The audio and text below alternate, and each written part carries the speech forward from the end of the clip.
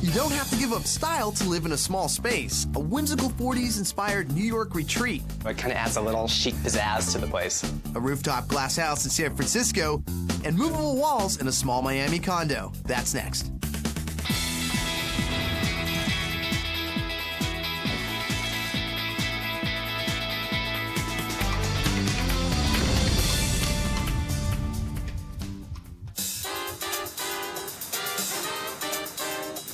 A small New York apartment, a fashionable couple, and about 100 different patterns. What do you get? A glamorous New York getaway. Hi, Andrew. Yes. I'm Jason. Jason. This is John. John? Great. Come on in. Wow, I love the wallpaper. Jason and John's 750 square foot apartment has a tiny kitchen, bathroom, and bedroom, but a generous open living space. John and I live on the Upper West Side of Manhattan. We found this space, and it really fit everything that we were looking for. It was the kind of space where when you walked in, I kind of felt instantly like I was at home. We almost came up with a mythology when we were decorating the apartment, a return to glamour, a return to elegance. The living room looks like it's right out of an old Hollywood movie. It was white. It was a white box with, just kind of ordinary brown floors. Using the paint colors, using the molding, we really pumped it up and made it a bit more in keeping with the style of the building. Black is the unifying color throughout the apartment. It gives it the cohesive quality. And so we're able to use that as the foundation and then layer on different colors on top of that.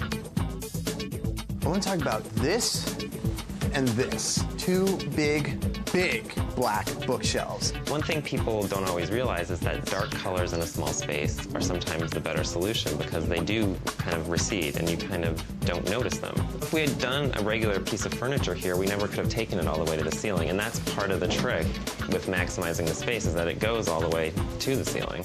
You've got patterns all over the place. I mean, this chair is different from that chair. These pillows are all different patterns. I think the patterns really play, whether you have the stripes on the chair or the Chinese figures or a lampshade or curtains. It really keeps the eye constantly moving around the room and it makes the room seem a lot larger.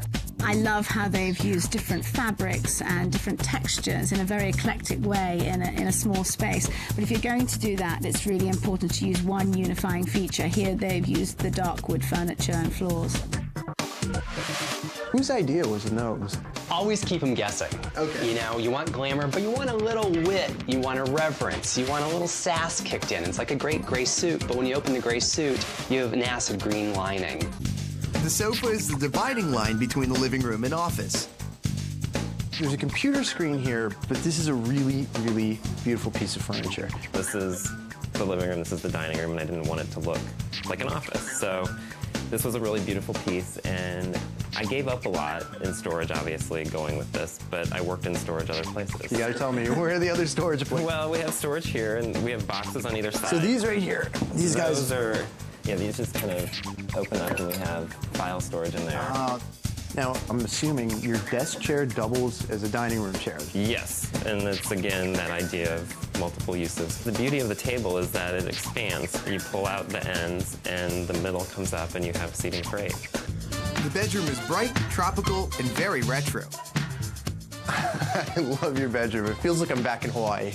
It's tropical and exotic. Very tropical. You've got bamboo on your bed. But it's also, it's kind of retro. Bamboo is really kind of 1940s, 1950s. It adds a little chic pizzazz to the place. In the 1920s when this building was built, I don't know what they wore. Not much, apparently.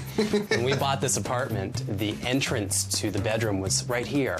So we closed it off, we added a new door here, and that allowed us to build this walk-in So closet. you actually built this out? Yes. In a space like this, who would have thought you could ever have a walk-in closet? Well, the goal was really to maximize storage wherever possible. Now I gotta ask you this, how do you get to these books over here? The books in that area, we tend not to read very often, so if it's higher up on our reading list, it goes in the more accessible places. And this is huge. Yeah. You get a piece like this in a bedroom. It's actually 3 pieces. We just bought it at our local unfinished furniture store, had it painted black, and had molding put on it, so it looks like it's a custom piece. You can buy ready-made cabinets, put them together, and it gives the look of custom cabinetry. They're beautiful in that space. Down a long hallway is a kitchen barely big enough for one cook.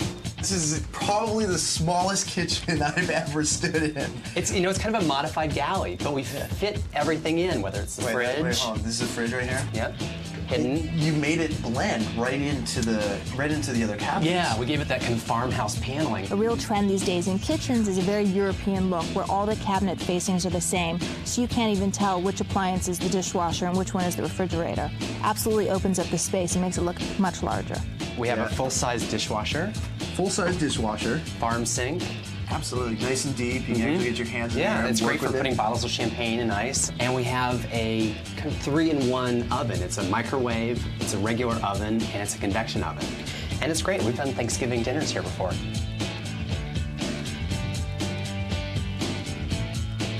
Stepping into our apartment is hopefully entering another world. It's entering a bit of a Hollywood Technicolor dreamcoat. I love that we took every element and hopefully gave it a little bit of a, gee, where did that come from quality.